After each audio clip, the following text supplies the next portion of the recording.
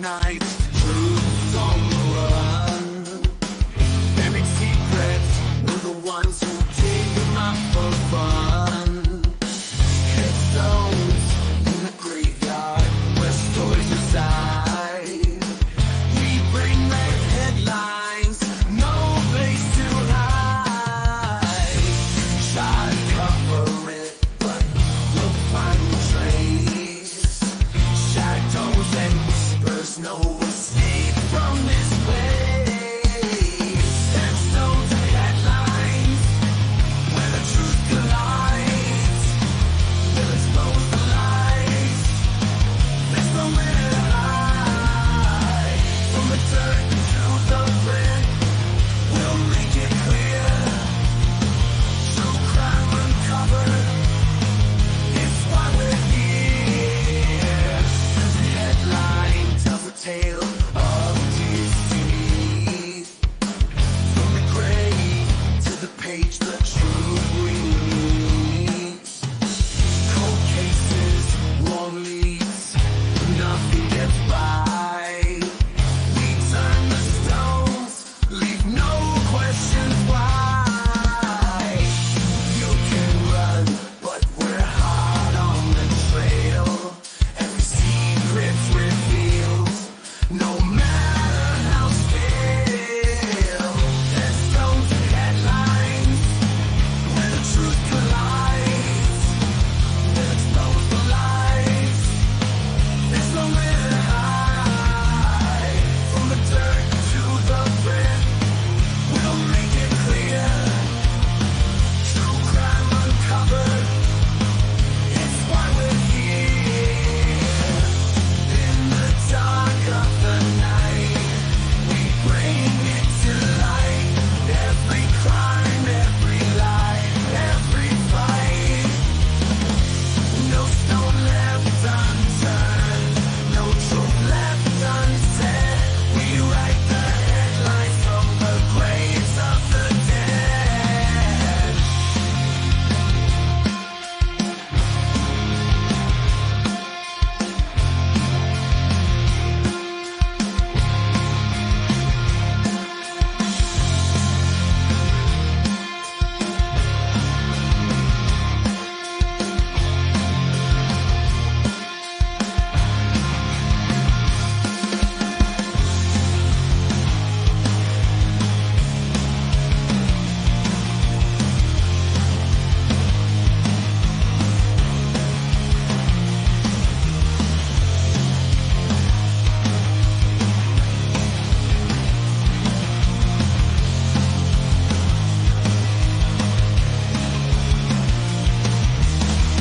Headstones and headlines, where the truth collides.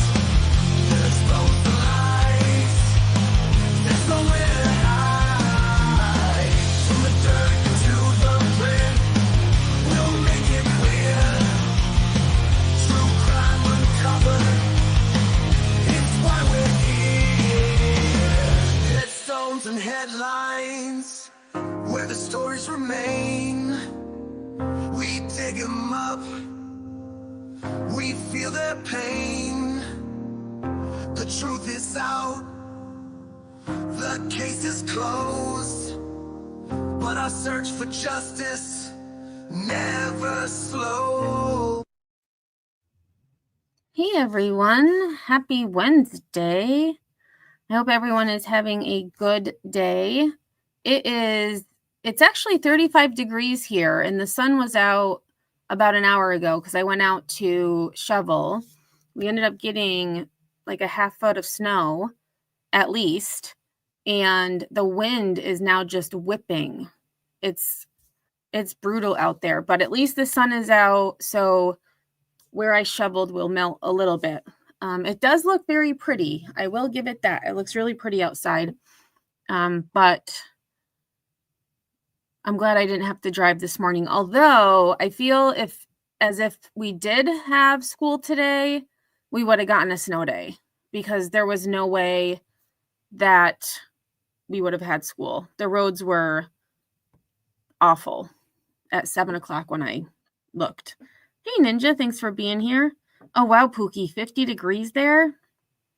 That is nice. That's like shorts weather. Shorts weather. Yeah, I don't know if it's supposed to warm up here or not. I noticed I use the Weather Channel app for weather, and they updated it, which is great because aesthetically it looks great. But it doesn't have where, right away you would see the temperature, what the wind chill was. Like it was just right there in front of you. Now you kind of have to scroll, and it's much different. So it'll definitely be a learning curve. So today we are going to talk about some updates in regards to Hurricane Helene and its impact on the Carolinas, Tennessee,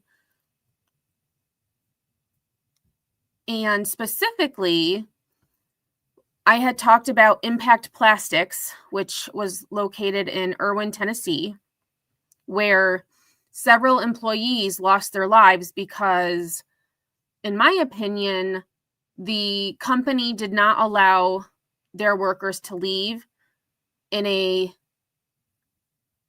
decent amount of time to get to safety. And hey, Kim, how are you? So we have an update on that.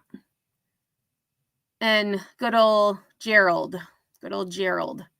Impact Plastics is not doing well by those that lost their lives, and that's just really a shame. Ninja says, incredibly stormy and lots of rain here in southern Spain. Power keeps going out. Oh, no. Yeah. Right. But good old Gerald snuck out the back door with who knows who else. I did look to see if there were any updates in the lawsuit that had been filed. There's nothing new to report on that. However, I do have a story of a man who lost his wife in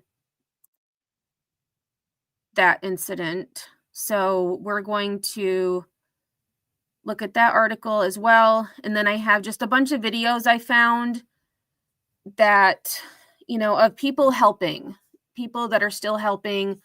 Obviously, that area needs a lot of help. One thing, actually, I guess I'll show this first. I had seen an article of, let's see, what is this street? Well, let me just share this and we'll just look at this quick instead of my normal plan. Hey, Karma, how are you? So this actually was just from a couple of hours ago. Let's see. Oh, actually an hour ago. So this is, although maybe it was, an hour ago. So it says portion of Swannanoa River Road reopens after major repairs following Helene. So actually, let's take a look at these pictures. So this is, here, view all photos.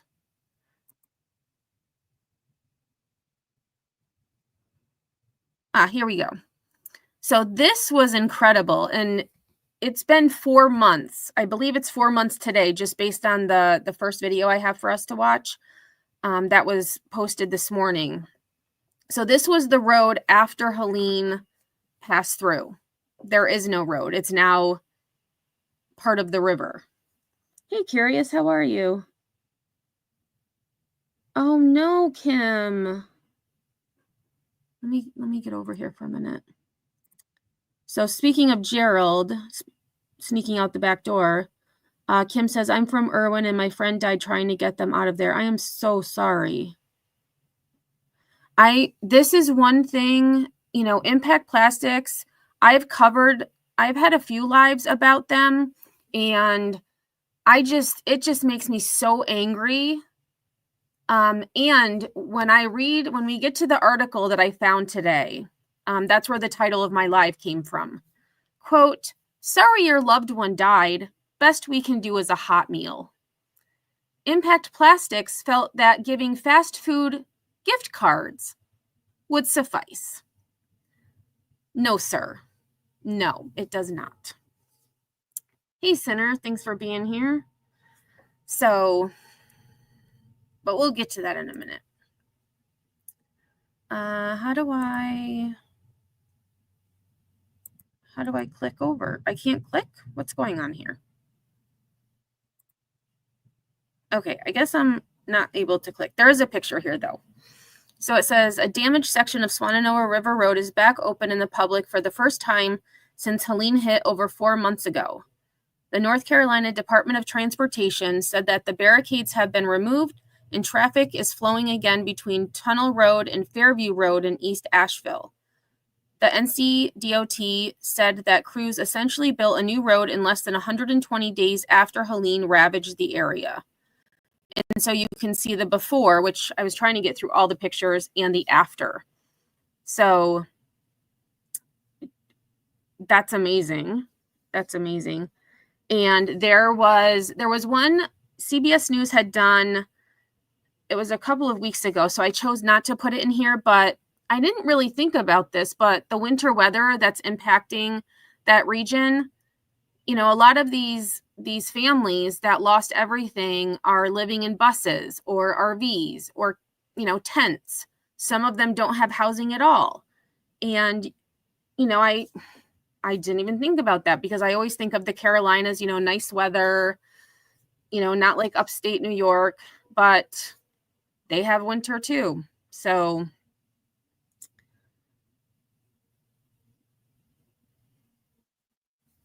oh, you were friends with Johnny?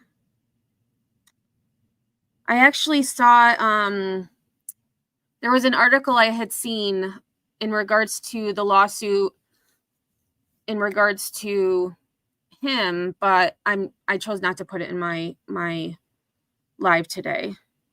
But I was, thinking of him,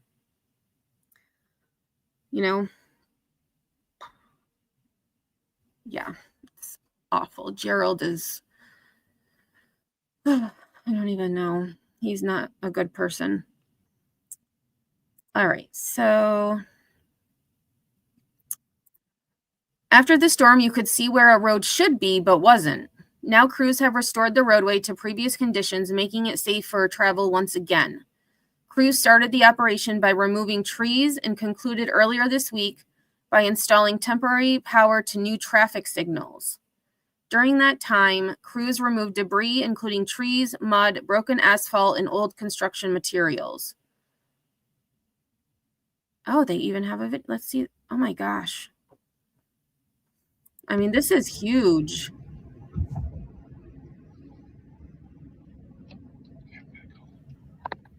I think you're okay. The NCDOT said that the roadbed was restored using large rock, which allowed for underground utilities to be rebuilt. After that, the stone base was graded and capped with new asphalt. Final operations included a new guardrail, new pavement markings, and traffic signals. However, recovery efforts in this area are not over. NCDOT officials said restoration operations like debris removal and utility restoration will continue. Drivers should anticipate periodic lane closures to accommodate recovery operations in the coming weeks. Other sections of Swannanoa River Road west of this stretch will remain closed for ongoing restoration. Several local, state, and federal agencies are removing debris, rebuilding utilities, and restoring the area. So that was really good news that I saw right before coming live. And I, things that we take for granted, just a road to get somewhere, and thinking of the winter weather, like some of the roads still aren't rebuilt. So there's no way to get from point A to point B. You're stuck in point A. It's, a lot. And, a lot of, well, I don't want to say a lot, but I have seen people affected by Hurricane Helene talking about the wildfires in California and how the emphasis, has gone to them. And it has. Yet California is going to be replaced by something else, which is going to be replaced by something else. And it's really sad that that happens. But unfortunately, the media works on views, and if nothing's happening or less is happening, they won't cover it. So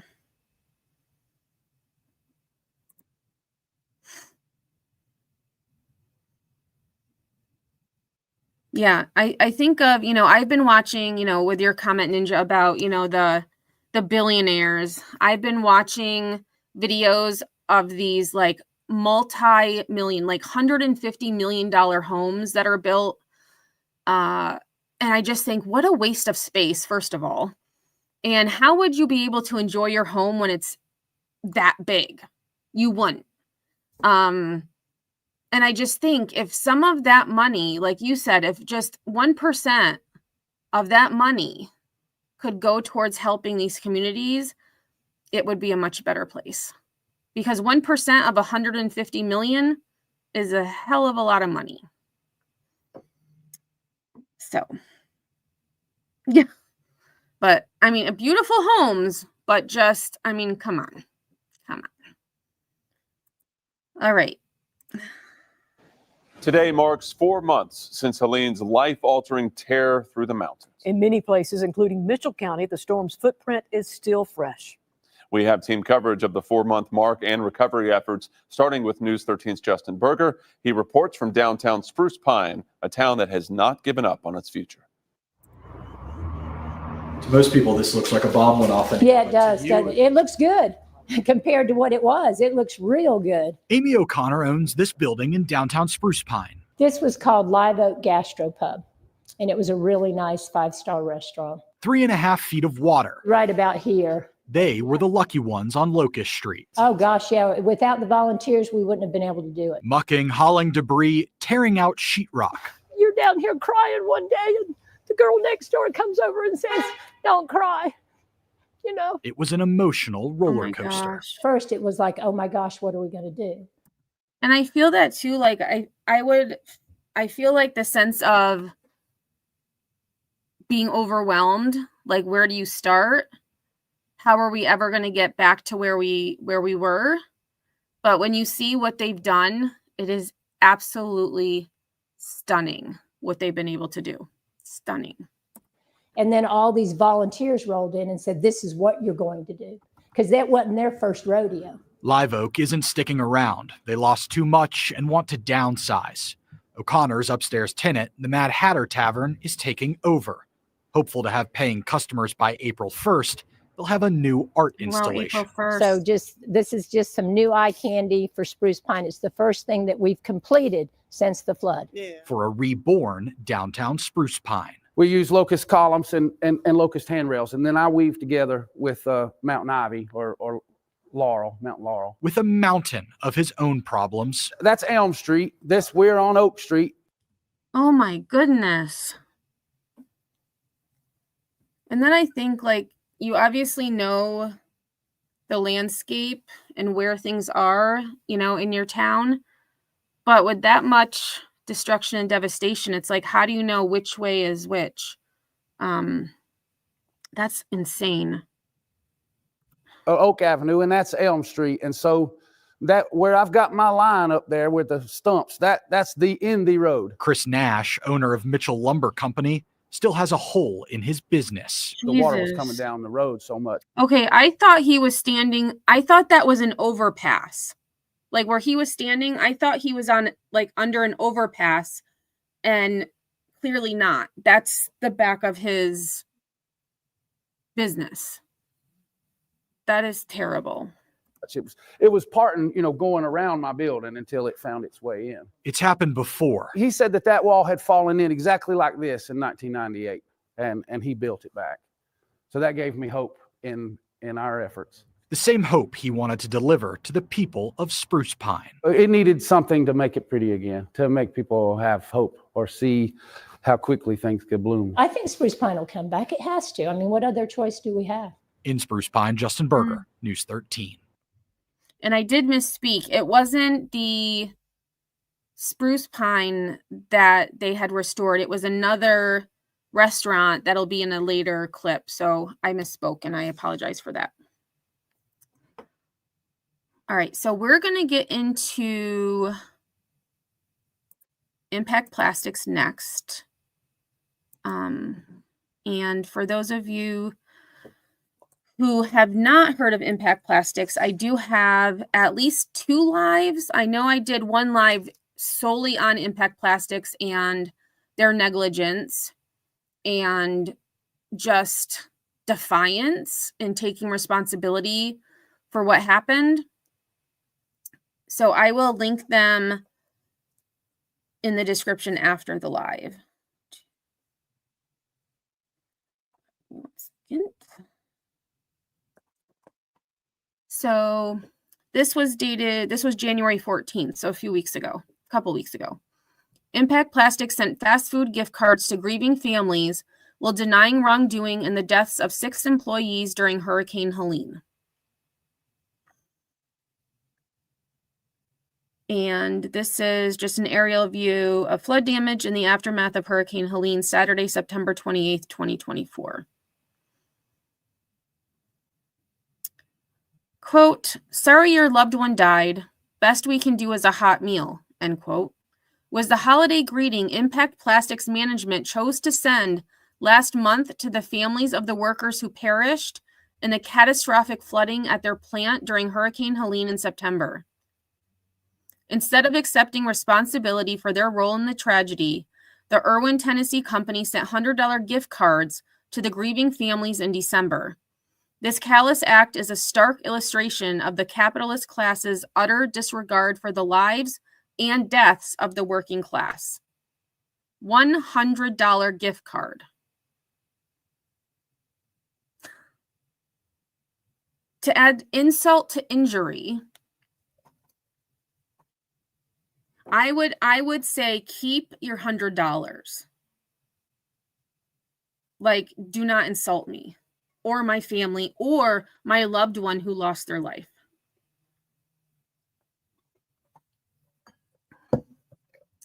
The families of the deceased, along with surviving employees, received gift cards to McDonald's, Walmart, and Pal's, another fast food restaurant in the area. Guillermo Mendoza, whose mother, Bertha Mendoza, died in the flood, stated that it felt like the company was saying, quote, "Your mom died? Go get a burger," end quote. Robert Jarvis, a surviving employee, expressed shock and offense at receiving the gift cards, saying, "That is how they treated us and what they thought about us." That statement, I feel like, encompasses it all. Absolutely disgusting. The tragedy at Impact Plastics unfolded on September 27th, 2024, when Hurricane Helene caused devastating flooding that swept away 6 Impact Plastics workers. The victims, Rosa Maria Andrade Reynoso, Monica Hernandez, Bertha Mendoza, Johnny Peterson, Lydia Verdugo, and Sabrina Barnett, sought refuge on a semi-truck trailer after being trapped in the flooding parking lot of the Riverview Industrial Park. When the trailer was struck by floating debris, it overturned, tossing the workers into the raging floodwaters of the Nolichucky River. The deaths at Impact Plastics were entirely preventable. I agree. In anticipation of the potential damage from Helene, Impact Plastics CFO Susan Chambers sent an email on September 25th telling managers and supervisors to turn off their computers when they left Friday, quote, "since power will be down over the weekend." Interesting.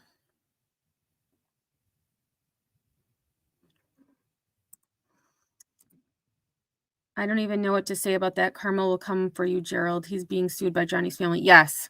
And, I had said before, Kim, with the other families, money may be an issue, but I was hoping that some lawyer or some law firm would come forward and say, listen, we want to represent you. What this company did to your family member was wrong, and we're gonna fight for them.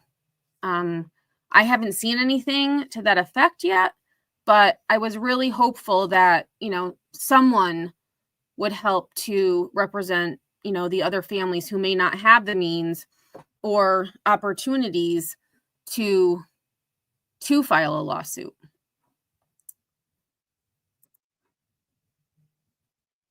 On the morning of September 27th, the National Weather Service issued an urgent flash flood emergency text alert at 9:20 a.m., instructing people to move to higher ground immediately. Despite this alert, at 10:28 a.m., production controller Sarah Vance sent an email pushing a 10:30 a.m. meeting to 1 p.m., demonstrating that management intended to continue with business as usual. So here, I'm going to have to dig into this a little bit deeper because we had talked about the timeline and the videos that came out by employees. And then you have, Gerald's statement about, oh, they had plenty of time. This is showing, like it says, they had no intention of closing down. None.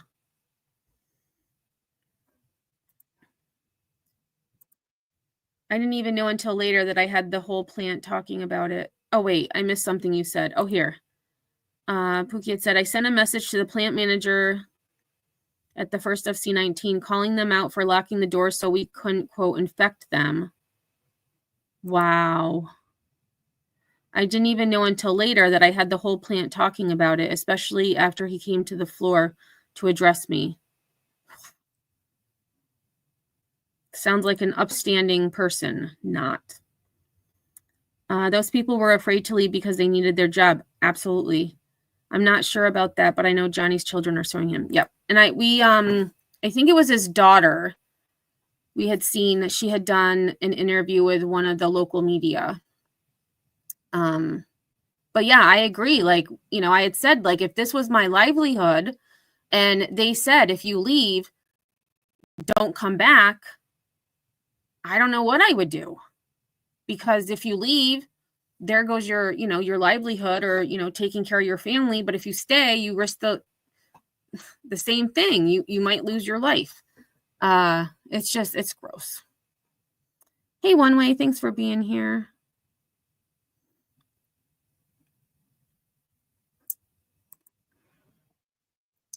Okay, so we got to that. So business as usual. They moved their meeting from 10:30 to 1 p.m.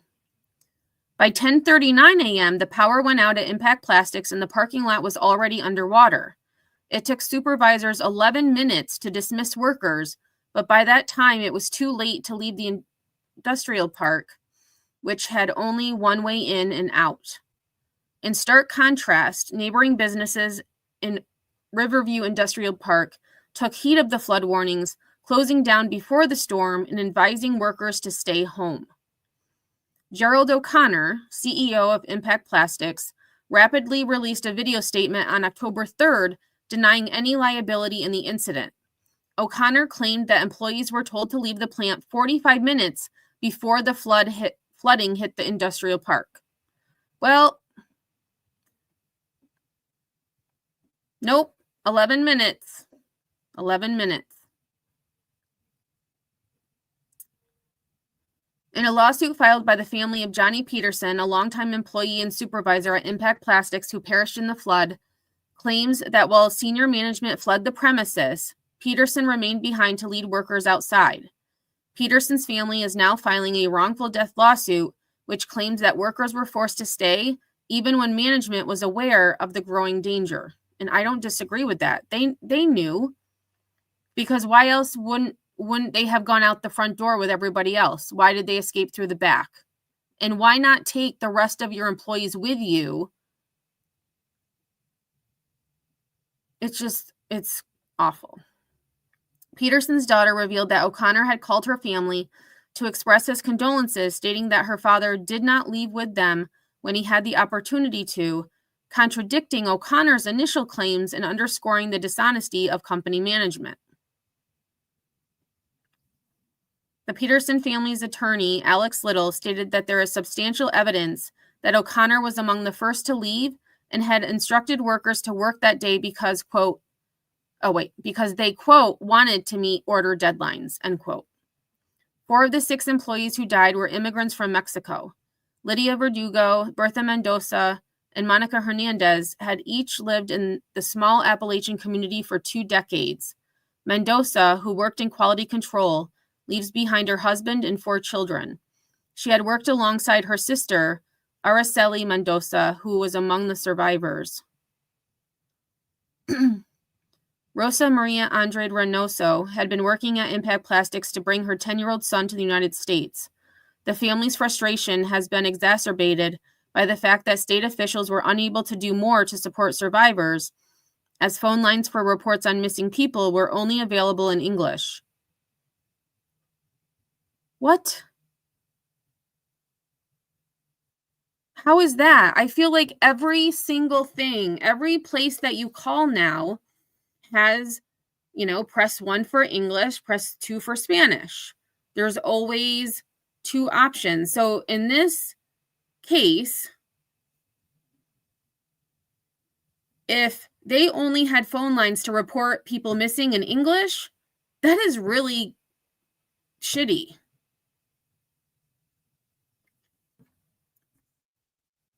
This just gets worse and worse.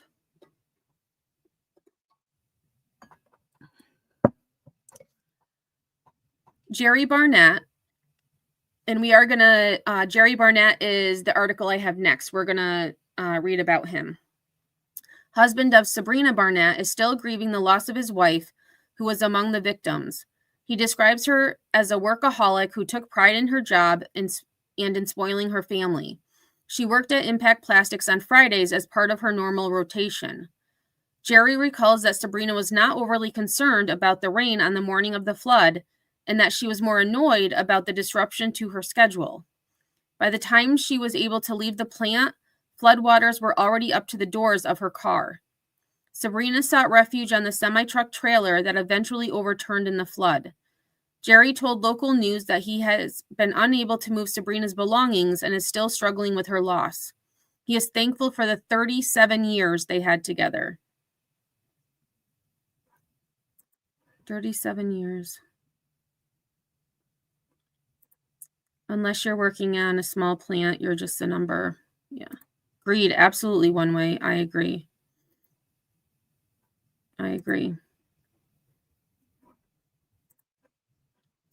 Impact Plastics has denied responsibility for the death of its employees. In a court filing responding to the wrongful death lawsuit filed by Johnny Peterson's family, Impact Plastics claimed that Peterson voluntarily went back to help other employees and that the company was not responsible for his actions. The company asserted that Peterson shared comparative fault for his own death for, quote, failing to exercise reasonable care for his own safety. So in other words, he should have saved himself and not worried about those that he supervised. I'm sorry. This company, they're disgusting. And I hope that all of the companies that they may, have business with, that buy their products, I hope these companies see this and be like, nah, we're good. I think we'll find someone else who actually cares about their employees.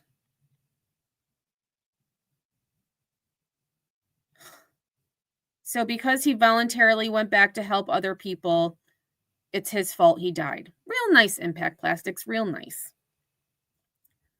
The tragedy at Impact Plastics is a sobering reminder that even in the face of natural disasters, the capitalist class will place its interest above the interest of the working class. Well, and in this case, not all companies, I will say not all companies are like that. I worked for, years ago, gosh, this was when I was in grad school, I worked for TransUnion, which is one of the major credit bureaus in this country. And they were actually very kind, considerate. My supervisors were amazing. But not all are like that.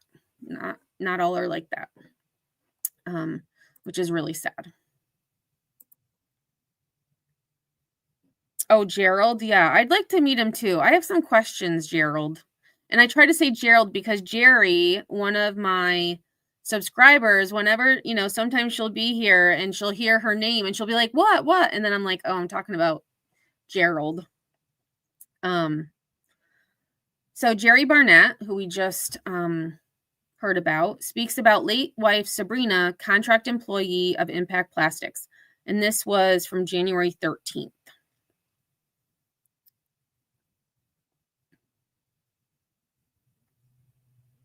So it says a photo of Jerry Barnett and his late wife Sabrina with their son Cayman in their Johnson City home Wednesday, December 11th, 2024. Barnett's wife Sabrina, a contract employee of Impact Plastics, died in the flooding from Hurricane Helene Friday, September 27th, 2024. My gosh, he's such a cute guy, cute little guy.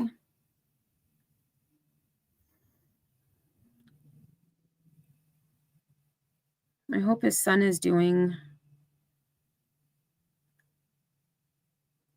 okay. Okay, so it says wedding photos of Jerry and his late wife Sabrina with their son Cayman.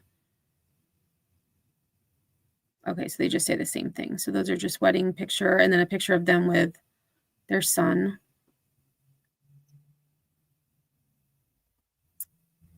Sabrina Barnett's urn sits on a shelf in the home she shared with her husband Jerry and their son.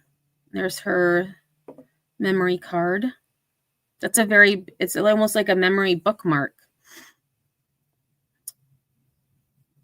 I thought this was an article, but maybe not. Maybe it's just pictures. Family photos.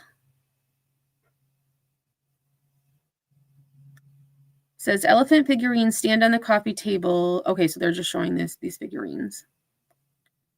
Okay, I guess it wasn't an article. Well, that's a bummer. I thought they were. No, now what's happening? There's no headline. Oh, it says page unresponsive.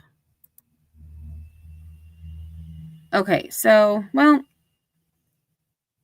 I'll see if I can find. I thought it was going to be an article. Bummer.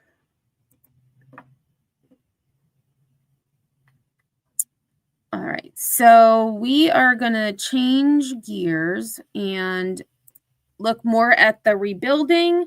I also have an article from the New York Times that I'm going to read after this video, and then we'll get into the humanitarian efforts that are happening that are still helping people affected by this. Oh, I was on Top Chat. Sorry if I missed your message. And where did that? Okay, I don't see Kim's comment on StreamYard. So Kim said, Johnny gave him over 30 years and he couldn't even say his name on his taped response. Johnny wouldn't leave anyone behind no matter what. Gerald is a coward. I agree. And that taped response was clearly written by his legal team. It was empty of emotion. Just, I don't know. Like, I don't know how people can feel that way. If this was my company, well, first of all, it was my company, I would tell them stay home, like don't come in.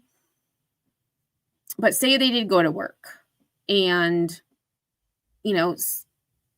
something happened. I would be a mess, a complete mess. I wouldn't be defiant and sending $100 gift cards to Walmart.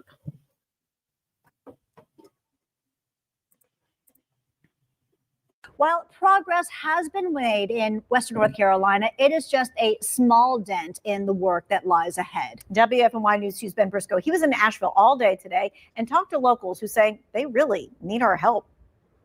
Here in Asheville, the small businesses that survived all that water from Helene are now fighting a drought of tourists, and they need you to come back and help them out. This week, the popular restaurant Elder announced they were closing because they can't make it after Helene, following other iconic spots like Vivian.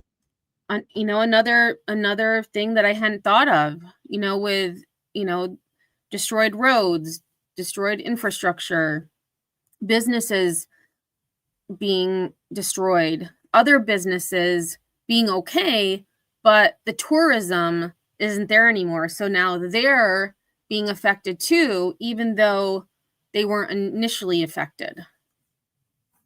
and the Cantina in Biltmore Village. But other spots like Grovewood Gallery want you to know they are still open and need your business. Definitely has been a challenge. This is the place that I had said was absolutely stunning. Like, it is gorgeous inside. This business it's beautiful. I'm not sure if they have GoFundMe's or not, but I will try to find out and let you all know. Thank you so much for doing this update. It's not being talked about much anymore. Yeah, and one of my other lives, one of my subscribers had said, can you do an update? Same reason, people aren't talking about it anymore. And, trying to find videos for this live, the local news media is doing a great job. And there was, national media like CBS had a few weeks ago, it had like a 3-minute clip about the winter weather coming in and how it would affect those who were still displaced, who didn't have a place to go. But other than that, there's not much out there. Not much out there. We were closed for 3 weeks in October, so zero revenue. And then once we reopened, throughout half of November, we still didn't have potable water. So it was, complicated to open. I was personally bringing water from home so that we could flush toilets. A home that manager David Mead says has a tarp on the roof months after goodness. 2 trees fell during the storm. We're grateful that we have our lives and happy that it wasn't worse. I think that you just kind of roll with the punches. I think it is what it is. Like, life must go on, and we're doing the best we can. Come and visit and support the businesses here. Everyone up here was touched by Helene in some way. The spokeswoman for Explore Asheville lost her home. I asked her how she's getting through it all. Gratitude.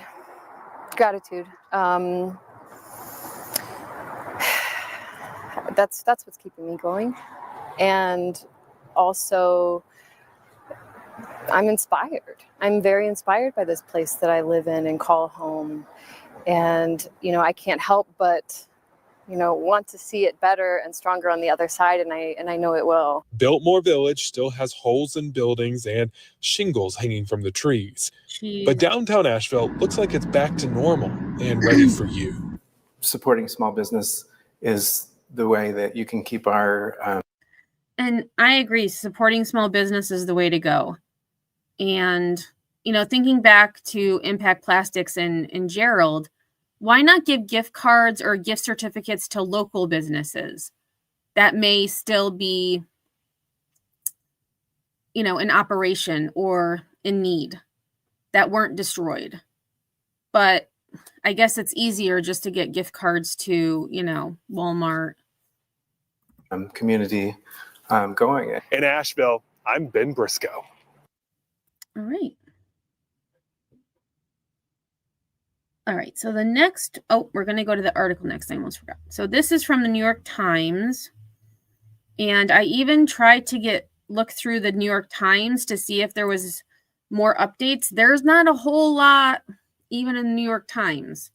This is the Bull and Beggar. And we had seen, this was along the riverfront, I believe. We had seen a clip of them, this company, in one of my lives.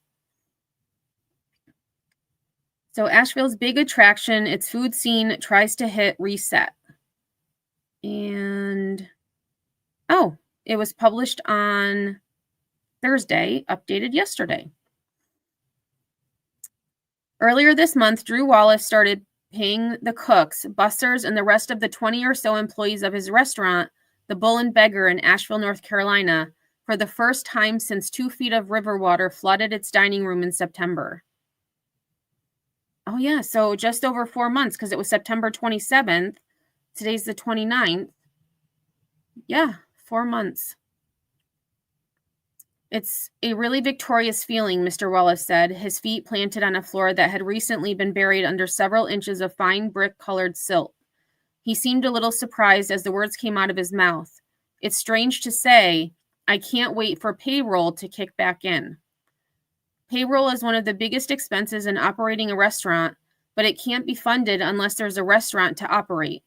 In that sense, the Bull and Beggar is among the lucky ones. If it starts serving dinner again on January 31st, as Mr. Wallace hopes, it will be one of the first restaurants in Asheville to reopen after taking on water on September 27th. President Trump's visit to Asheville on Friday brought a fresh round of media attention to Helene's devastation in the state, estimated at $60 billion. The storm washed away buildings near the French Broad and Swannanoa rivers.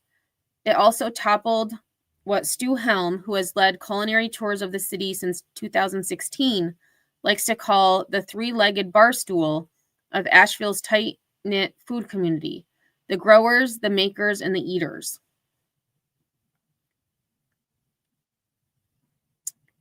And so it says Robert Adams, front of house manager, prepares the Bull and Beggar's bar for service. Silt had to be mucked out of the dining room and sodden drywall removed. So this is the updated restaurant. They're getting there. Well, the lights are back on in most of the city's bars and restaurants. Those in the low-lying River Arts District and Biltmore Village neighborhoods are still dark. Bottle Riot, a wine bar next door to the Bull and Beggar, closed permanently, along with El Patio de Guajiro, the 4-month-old brick-and-mortar site of a beloved Cuban food truck.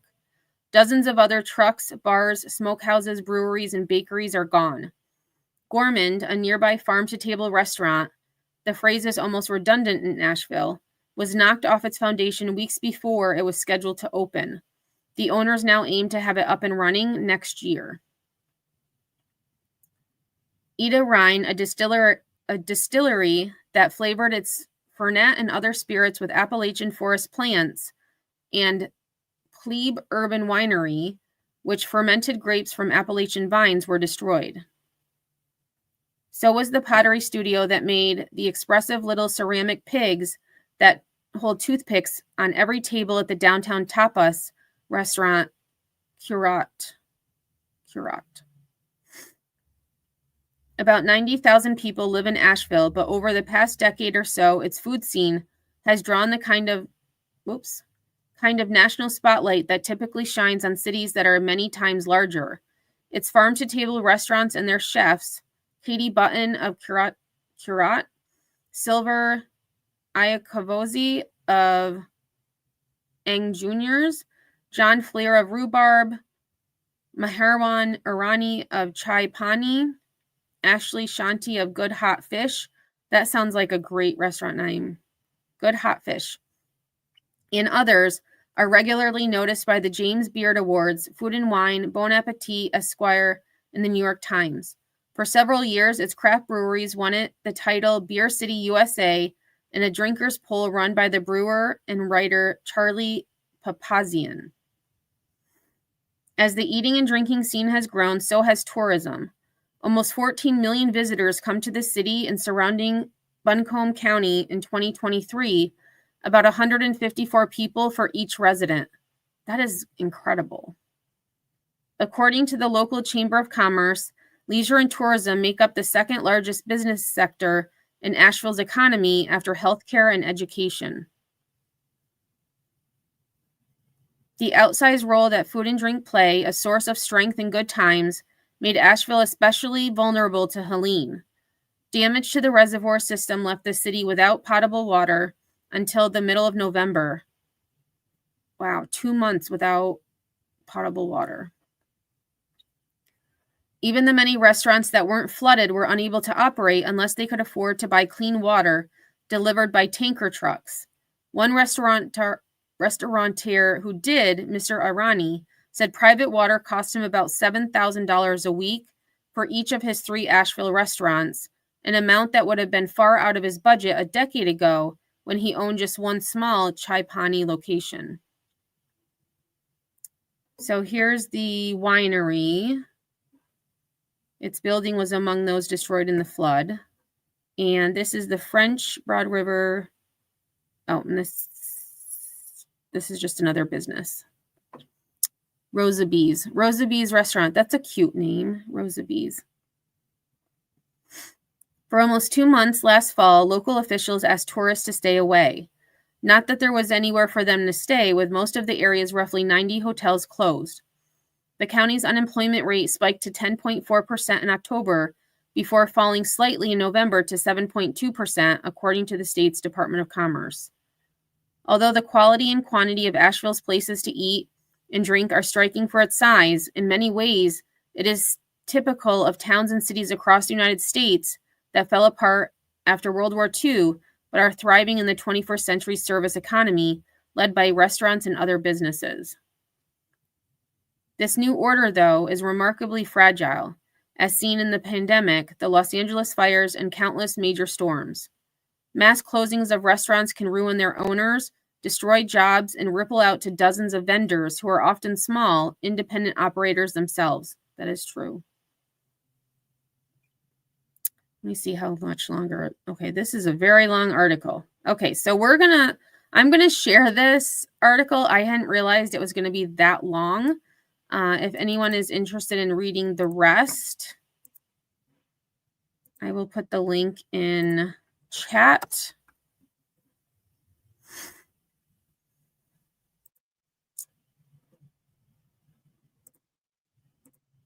Well, you know what? We'll go back to it. My voice just needs a little rest. Okay, so this was the title of this clip is New Hampshire donations helping hundreds stay warm after Hurricane Helene. There are people still out there caring for us. Hundreds impacted by Hurricane Helene getting some relief from the region's historic cold, thanks to donations from Granite Staters. It was all separated for us, and just bags and bags and bags and bags of clothes and warm winter gear. When the New Hampshire Snowmobile Association heard about the region's need for warm clothes, they sprung into action, and today delivering thousands of pounds of supplies. This is probably a once-in-a-lifetime opportunity to help somebody with a very niche product that we happen to have, because every snowmobiler has an extra jacket. The organization's executive director knew people would step in, but even he was surprised by how much. Our initial expectations were maybe 50 suits, and it ended up we had 50 large boxes packed with snowmobile jackets, snowmobile bibs, a lot of boots, gloves, hats. These donations keeping locals warm just months after Hurricane Helene left many with nothing. Since Helene, we have many people that are in alternative home housing, which are sheds, campers that aren't winter. So here, living next to their destroyed home, and, you don't think like blankets, warm clothing, gloves, mittens, hats, just to keep warm.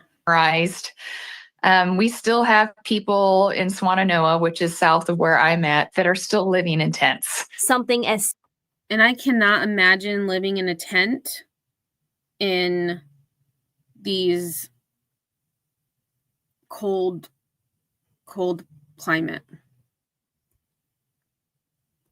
Simple as a warm pair of socks, leaving a lasting impact. The tears of joy and relief that have come through here have been amazing. Bald Creek Relief has been working tirelessly since the storm first hit in October, but their outreach president says it's in moments like this one they know they have not been forgotten. In Manchester, Maria Wilson, WMUR News 9. So just that small little gesture of, backpacks filled with warm clothing. And I can see, how people feel forgotten, because not a lot of people are talking about this anymore.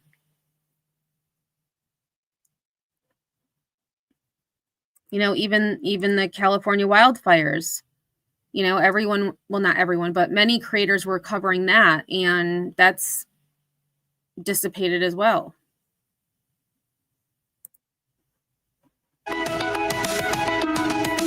Well, back in 2024, Hurricane Helene ripped through the eastern United States, destroying homes, buildings, roads, and much more.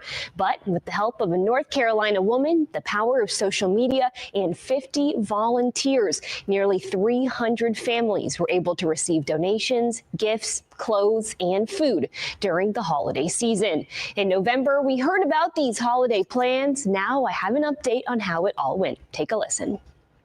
Amazon deliveries nonstop to my house. Hey, My Amy. garage Thanks looked for like stopping. Minecraft, boxes everywhere. After what started as just a job to Wow. photograph relief efforts from Hurricane Helene became a worldwide effort. We were able to give them some kind of hope, something to give them to look forward to. As Dana Flaherty created Western North Carolina Holiday Hope. Now, Hardcore for Humanity, a Facebook group offering an adopt-a-family program, personal Amazon wish list, and an open space to share support and kindness during the spirit of giving. Over the holidays, we delivered about, I want to say 100 Thanksgiving Day bags to families in need. After hours of stacking, wrapping, we had about 50 people come out from the community and help us wrap these toys for these families so they can be delivered. And of course, delivering. The kids loved it. They were so happy when they opened the door. A happy but emotional experience for nearly.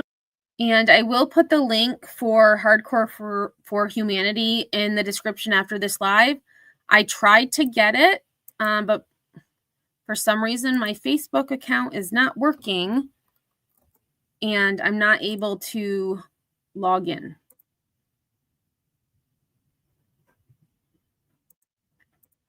Nearly 300 families from Thanksgiving to Christmas. Hugs and smiles and tears, and just so grateful that they were going to have a meal. A time meant for joy, not sadness. These people have nothing already. They lost everything. They lost their belongings. Kids lost toys, cars, people lost their lives. And it's the holidays. It's supposed to be a time of celebrating being with your loved ones. But with a Santa Squatch, dozens of presents, and fresh. Oh my gosh, Santa Squatch. That is awesome. Yeah, curious. So disappointed our disaster response is so poor. And I read an article today that our newly elected president is calling for the abolishment of FEMA. So not sure how that's going to go over. But, I mean, they're doing some things, maybe not all that they can, but I don't think getting rid of FEMA is going to fix the problem.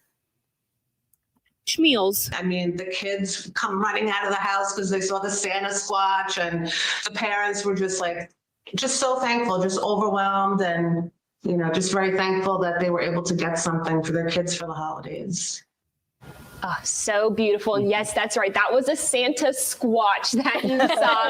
A fun way to add some holiday cheer while giving presents and food and everything, because families lost, as you heard, almost everything, and just getting gifts on the holidays for kids to enjoy the holiday spirit. Look at all these toys that the community got. Right. It's just such a wonderful way to show that they care from not only your community, but she said the entire world. She had people from England sending in donations. I mean, we saw the region completely. And that shows just one person can make this huge difference. 300. So it says 300 Western North Carolina families for just one small gesture, and then it was just exploded. So cool. Devastated by this, and so many families impacted. If everyone steps up and gives back a little bit, it brings that sense of normalcy a little closer to reality. And that's the nice thing about Amazon. I hate to say it, but Amazon pretty much has anything and everything. So whether this be toys for kids or whether this be everyday supplies that you need to get yourself back just up on your feet again, it's a great opportunity for families, children, adults, anyone to just feel that sense of normalcy once again. Absolutely. And I mean, it started as just a couple hundred people looking to help out, and now it's reached thousands of people all coming together, all helping those out, because once the hurricane passes, there's still months, if not years of recovery. Right. Months, if not years of rebuilding. And that is so true. That is so true. You know, I remember going to, when my parents had their house in Florida, going to, you know, places where Hurricane Andrew had destroyed. Many of those places never rebuilt. So you can still see the effects of that. And I hope that all of these cities that were affected are able to get close to how they were.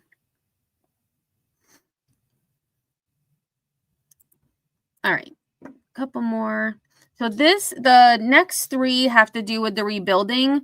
So this first one is about a man who donates hundreds of sheds to Western North Carolina. The next one is going to be building homes for free. Oh no, that's the one after that. So the next one is about homes being built, and then the one after that is there is a contractor rebuilding houses for free.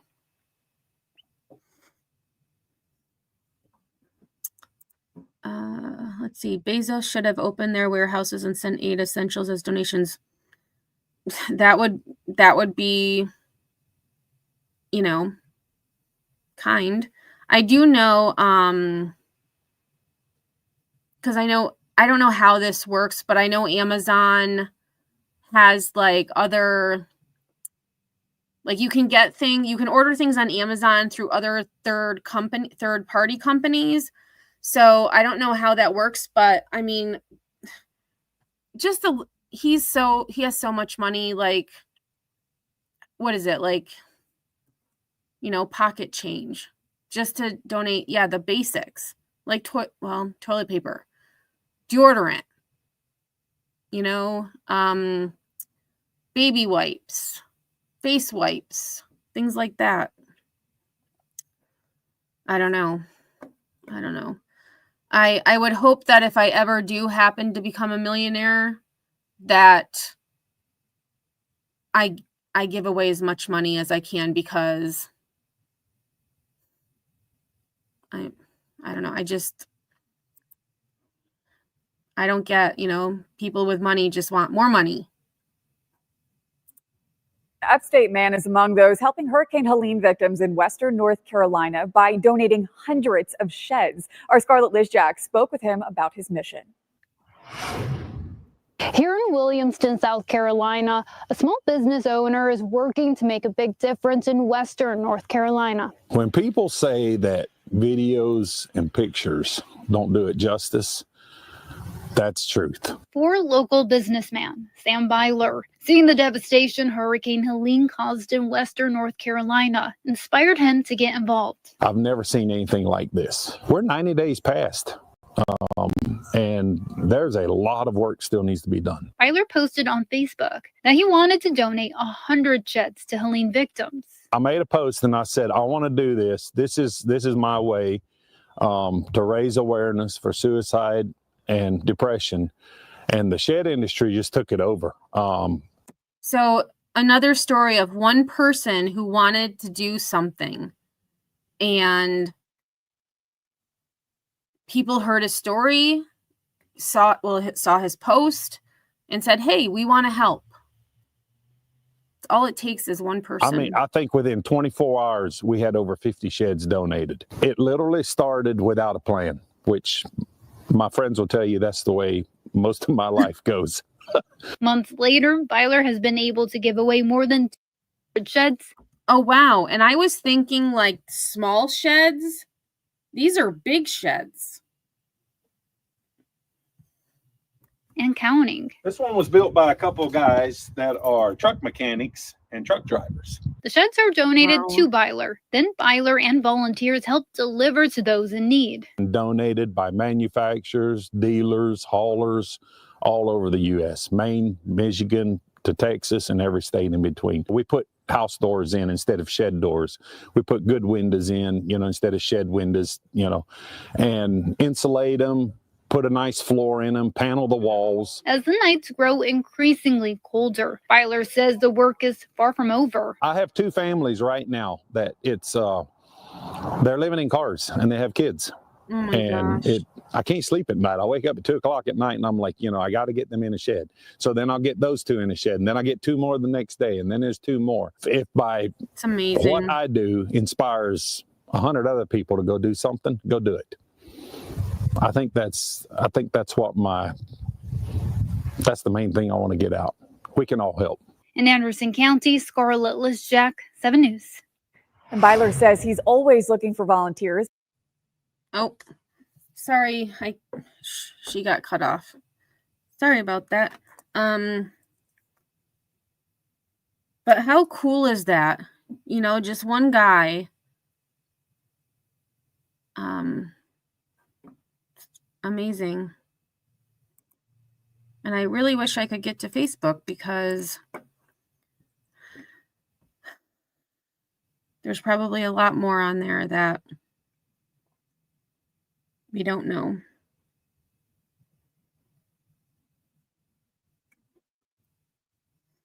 Oh, that's so cool, Ninja.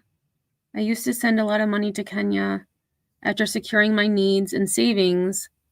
So now I'm financially ruined, but I want to get back to being able to support my favorite charity in Kenya. Yeah.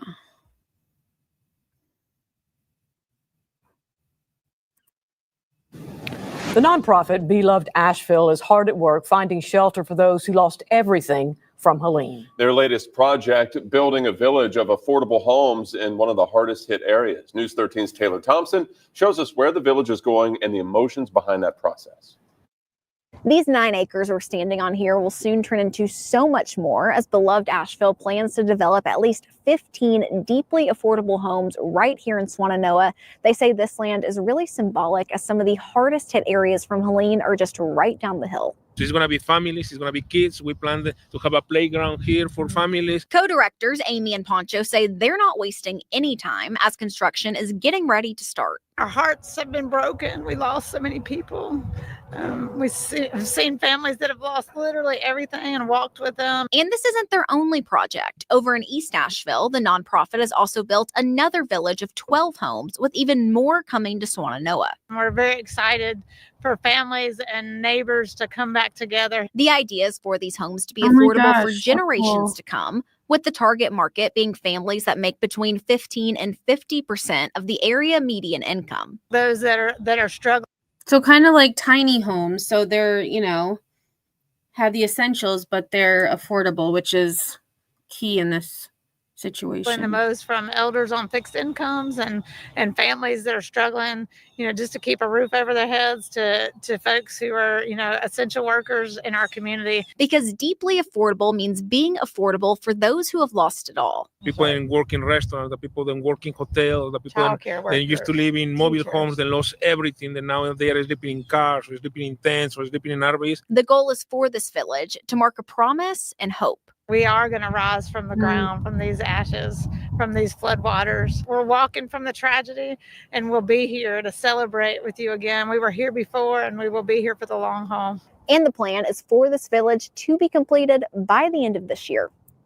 In Swannanoa, I'm Taylor Thompson, News 13. All right.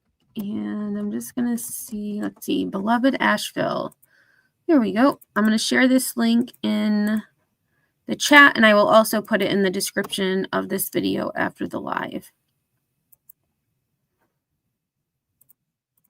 So the next one is a contractor who is helping rebuild for free, which so cool. WNC Heroes is sponsored by Ingalls Markets. It's been 21 weeks since Helene, and there's still so much more work ahead of us. Neighborhoods are in the process of physically repairing and rebuilding the areas they call home. And as News 13's Gracie Matisse reports, this week's WNC Hero is lifting that burden for as many as he can in the form of free construction work. This year, January in the mountains feels especially cold. It's hard on you mentally because you see devastation every single day. And I have definitely experienced the struggle with that. In Batcave, there's destruction everywhere you turn. Worked till 9 last night, and even though it's cold and dark, we got lights and just try to do all we can do. The owner of Precision Grading is doing thousands of dollars in construction and demolition work for free for those affected by Helene. They're not getting help from anywhere else, so I couldn't give them an estimate. So I just said, well, I'll just do it, you know. That's pretty cool. He couldn't give him an estimate, so he said, I'll just do it for free. This time, he's demolishing a home in Batcave, swept away by the water, taking it apart piece by piece. It's kind of putting a closure to the whole thing, I think. It'll end it and let's get a fresh start. But Jake Jarvis knows it's more than just another construction job, and some things are worth recovering. Oh my gosh, look, he got the chandelier over the dining room table. There's a Little Prince. Oh, my favorite book in the world. Oh my I've gosh, read that how book cool. forever, so long ago. Thanks to his own savings, dedication, and the donations of others, he's been able to literally build bridges in communities all over the mountains. The last people we got out, they hadn't been out in 90 days, you know. And Oh my they were gosh. elderly and they were walking a half a mile every day to get out. And we built them a river crossing, and, you know, just people like that can't wait. In the days following Helene, he was the first in Batcave to start clearing roads. He was a godsend coming down through. He opened the roads up so you could get through. Now he's focusing on people who have nowhere to turn. They wouldn't be able to recover from it at all. It's just, it's unreal what God's doing through him. Very fortunate to have all the angels that have appeared, and he's one of them. Wow. He's working on a list of more than 30 people who need his help. And Jake says he has no end date. Hard time letting anybody down at this point, but, you know. In Batcave, Gracie Matisse, News 13. And the Community Foundation of Western North Carolina has now distributed more than $20 million. $1.5 million is going to ABCCM for emergency financial support for families. And we've partnered with CFWNC in our Together WNC effort. Grab your phone and scan the QR code there on your screen if you would like to donate. So cool.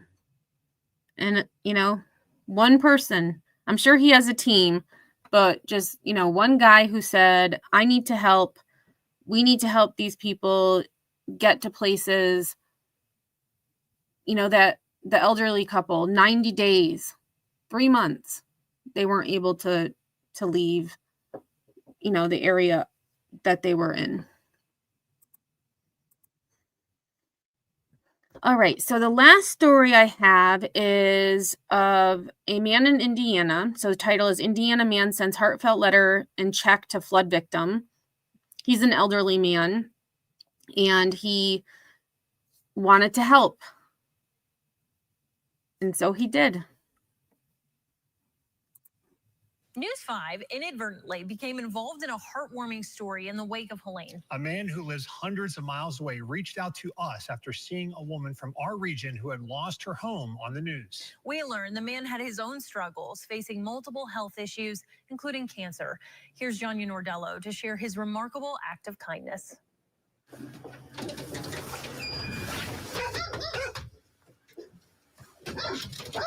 Hi, I'm Tanya. Are you Amy? Amy. Yes, nice to meet you. Nice to meet you. Amy French is one of many people who lost everything during the floods caused by Helene. Oh my God. Oh. I lost everything. You know, and not doing a live on this, you forget how terrible it was. Lost my wedding rings. I lost my purse. I lost my wedding dress, which is probably one of those things I'll never get back. Because of this, Amy was featured on national news broadcasts where millions watched. But her story impacted one man in particular who's more than 400 miles away in Indiana, Thorol Hunt. I saw this story when it originally aired. However, I've had health issues that delayed my writing this letter to Miss Amy French, who was featured in the report. Can your station help direct this letter and check to her? I'm a tremendously empathetic and caring person who, as small as it might be, want to help this lady. Thank you for your help. Sincerely, Doral Hunt. Inside the station's mailbox was Doral's letter, with a message to News 5, a check for $250, and a letter to Amy. I would never imagine getting a letter from Indianapolis, Indiana, of course, but love his heart. Our Simon editor Brandon Hicks immediately got to work, tracking down Amy and scheduling a virtual meeting between her and Doral. Hi, I'm Amy French. Nice to meet you. Oh my gosh, how cool. Nice to meet you. Thank you so much. I got your letter, Mr. Hunt. This is amazing. You are one of the kindest people, I think I've ever met. Amy blown away by Doral's kindness. That's what we need in this world today, is people like him. To even think of me and my family during a time of need just shows the type of person he is. Something Amy will never forget. It is a friend. It's a friend that if he ever needs anything, me and my husband will be there for him as well. In Damascus, Johnny Nordello, News 5, WCYB.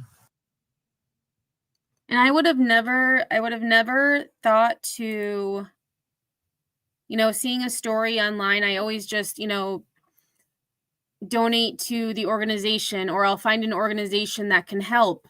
I've never thought of, okay, let me send a letter to the news station that featured this story so that they can get the money directly to that person. Now I have. So thank you, Daryl. Thank you, Daryl. All right, everyone. Well, I am going to get going. I do appreciate everyone being here. This, the flooding, especially impact plastics, is very important to me, and I will be following Mr. Gerald O'Connor and Impact Plastics to see how this continues to unfold. Knowing that the company sent a mere $100 gift card to the families of not only those families of lost loved ones, but of his employees that don't have a job anymore. $100 gift card. I don't know their, financial situation, but I can assume that Impact Plastics is fairly wealthy. So I feel like they should have done more than just $100, but that's just me. So I hope everyone has a great rest of your day. Sinner might be going live later, so definitely make sure notifications are on for him. I probably won't be live again until Friday or Saturday, most likely Saturday, unless something happens and I'm drawn to talk about it. There's a lot of stories that I have in my watch later that I want to talk about that I can't necessarily do a short about. I have uploaded a couple of shorts. I uploaded one this morning about this 100-year-old woman who didn't hear the evacuation warning. And so these deputies were going through this, it looked like a residential living building, and they heard someone yelling to them because they're like, anybody here? Hello? This woman responds and she says she couldn't get out. She needed help getting out. And the reason she didn't hear the evacuation warning is because she was charging her hearing aids. So thank goodness those police officers went to that building and she was trying to make it out of the building at the same time, because she may not have. And then the other short I did was it 2 days ago, was about these help signs made out of old construction materials. Apparently it's just a man who frequents that place who is, just spelling the word help and other words with unused construction materials. It seemed a little creepy when I saw it on Twitter, and I was like, all right, I need to actually go to Google Maps, because how did someone had to have been searching for something there and said, hey, there's the word help. And then you zoom in and you see like Trafico, LAPD. There was another word too, I don't remember. And so I'm like, I'm going to go verify myself. Sure enough, it was actually true. But nothing sketchy going on, just someone writing the word help over and over again. So have a great rest of your day. And if I don't see you on these YouTube streets, I'll see y'all on the flip side. Let it take me to that place now. I won't ever let my thoughts get away now. I got better things to do, picking fate now. I just wanna be the best, call me great now. I don't know if I'm okay or insane now. I remember better days on the playground, hoping I can find my way. Even when I'm feeling down, I fight. Even when I don't know what is right, I'ma pick a side and I'ma take pride. I will decide my fate and I will never let them tell me who I am. If you try to shake me, I'll be damned. Planet on the ground is where I stand. Never give up, that was always the plan. It's so cold outside. I'm alone, I'm alright. It's so cold outside. I'm alone.